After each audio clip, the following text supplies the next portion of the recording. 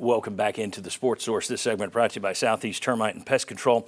If you think there's no need for pest control in the winter months, you would be wrong. Cockroaches, ants, and spiders can be more active in your home during cold months because they're not outside. They want your nice warm home. Call Southeast Termite and Pest Control this week, southeasttermite.com. Okay, let's introduce the next two members of our panel. Down there, Jimmy is back with us. Ryan Callahan from Go Vols 24/7. David Ubben from The Athletic. You started all this. My bad. David Ubben, who wrote the first big groundbreaking story for The Athletic 2 years ago, almost 2 years ago to the date. Yeah, close. About collectives and specifically Spire Sports. We'll get with you in just a second. And Chuck Cavallera's still here with us as well. Okay, here's the deal. Nobody else is going to give you, they just don't have the time, or in radio you don't have the visuals, so we're going to try, even though this may be a little like eating your vegetables, we're going to try and step you through this. Because right now the NCAA is saying things and it's their spin. UT is saying things and it's their spin. Let's just see what was written there, and then you can walk away and say, oh, I got a better understanding. So let's bear with me, follow along, and then we'll get into discussion. But let's start with a full explanation from the start of NIL to now. Follow along, and I think you'll have a better understanding of all this. June 30th, 2021, all right, 2021, the NCAA adopts interim NIL guidelines.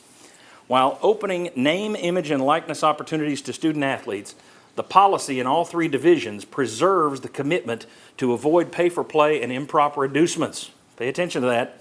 Tied to choosing to attend a particular school. Those rules remain in effect. That's June 2021 when NIL was adopted, okay?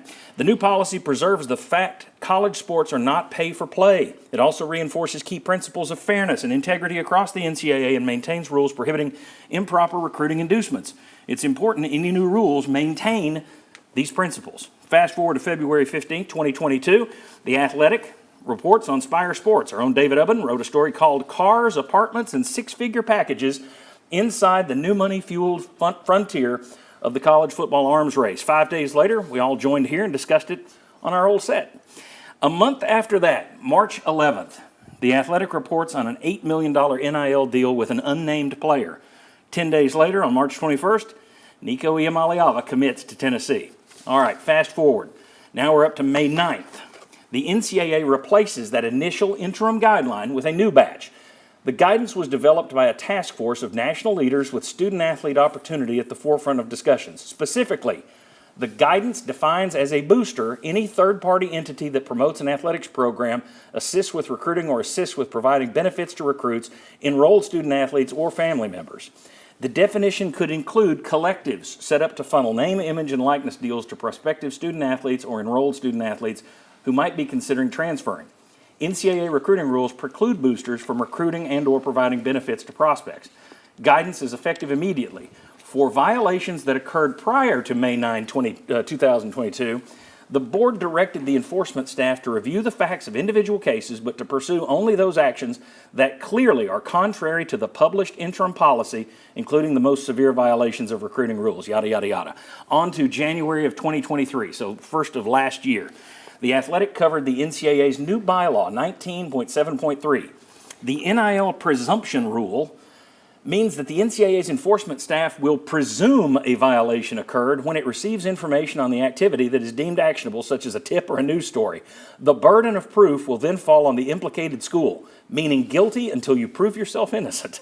The change originated in an NIL subcommittee formed in 2022, made up of athletic directors and other campus leaders, acting on the desire from the member schools that the NCAA crack down on this issue. Continuing with the athletics write-up, the NCAA has opened NIL-related investigations into a number of schools. One of those was Tennessee. Some are ongoing and some have been resolved without penalties being levied. Some administrators believe that the brazen behavior publicly attributed to certain donors and or collectives won't change until a school is hit with significant consequences. All right, move forward.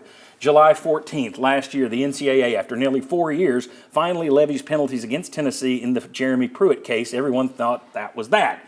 But January 30th, 2024, this week, Sports Illustrated reveals an NCAA investigation into Tennessee and Spyre Sports over NIL.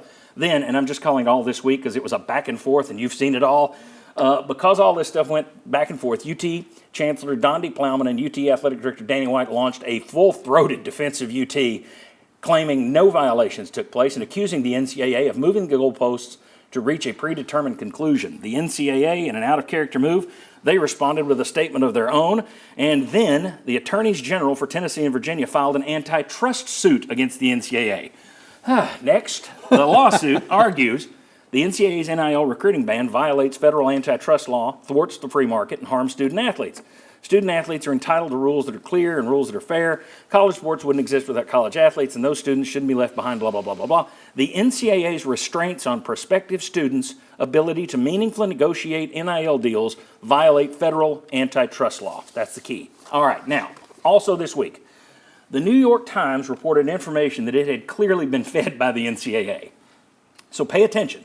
This is basically the NCAA, how they see this case. The Times wrote, in examining Tennessee's football program, the NCAA is investigating a team backed by one of the country's richest and most outspoken collectives, a booster-funded group called the Volunteer Club. That group is closely linked to a marketing agency called Spire Sports Group. The two entities share the same top officers and same address. Last year, the website on3.com called Volunteer Club the leading collective in the country after the group said it had raised more than $13 million for Tennessee athletes. Okay, now I had to trim this one just to fit it on the screen. This is also from the Times story. The inquiry is looking at, among other things, the group's role in flying a high-profile recruit to campus on a private jet while the football team was wooing him. Having the booster group pay for the trip by the recruit, Nico Iamaleava, would be a violation of NCAA rules. And then the Times wrote, the nice word that's used is collective, but make no mistake, this is a war chest. Hunter Badur, a top officer of both Spire Sports and the Volunteer Club, said on a podcast in 2022, and I bet you the Times didn't find that one on their own. That was fed to them by the NCAA. Badur continued, we are out fundraising, creating an NIL war chest where Tennessee is going to be as competitive as anybody in the country. All right, so the NCAA clearly wants to tie Iamaleava's flight or flights together with past comments by Badur and James Clausen of Spire Sports, which the NCAA believes pertain to what they would see as illegal inducements. Here are two more quotes, all the way back from David's first piece in February of 22 on Spire. We are prepared to invest a substantial amount of resources into the 2023 recruiting class, Badur said. When you add all that together, it's well into the seven-figure category. And this is the money quote, we've had so many different area businesses step up to be able to help us with this kind of package, whether it's apartments, condos, car dealerships, free places to eat. It can be as simple as tires, car washes. We've done all kinds of stuff, Clausen said. And finally, I thought I was done, but last night, the NCAA filed its response to the lawsuit by Tennessee and Virginia's attorney generals.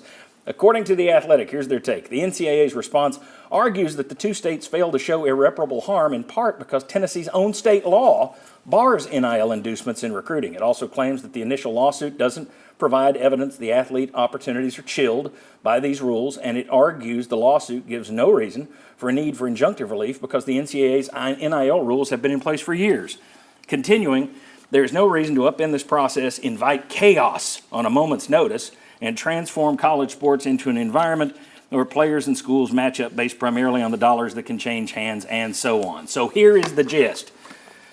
The NCAA is facing lawsuits, including the state of Tennessee's, that could lessen its power even further,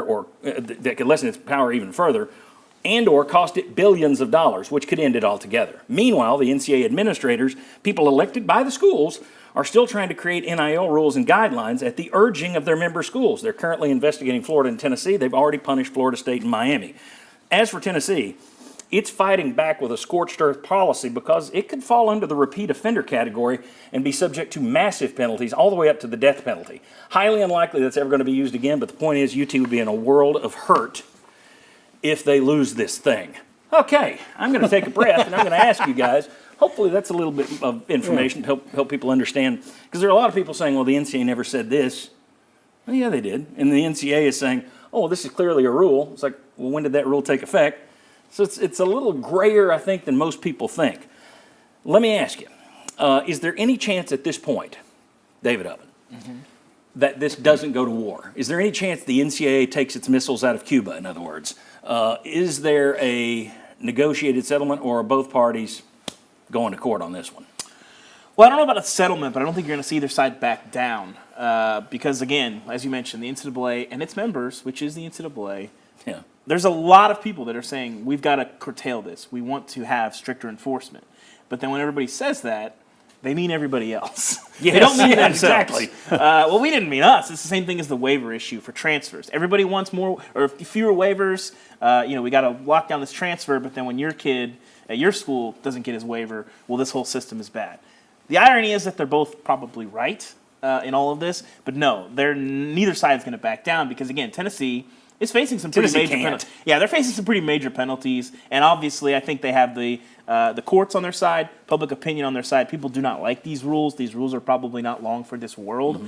But the NCAA is facing an existential issue. If they back down from this, then the speed limit, issue that I think is a pretty good analogy. Well, then everybody's going to be going 90, and those rules are pointless. Yeah. So both sides, sort of are facing. I mean, the NCAA, it's an existential issue. For Tennessee, it's a massive issue. Well, for the athletic department, it could be an existential. Maybe. I mean, these things, you can always sort of recover. Worst case scenario, well, SMU didn't recover. Well, that was sure. the death penalty. But worst case scenario, it could be bad. Yeah, ultimately, for me, I think the thing that everyone wants to know is is Tennessee going to get hit with something? Well, we're going to get there, yes, David. Let's not do that right now. We'll save that for later, but yes. Ryan, quickly, your thoughts.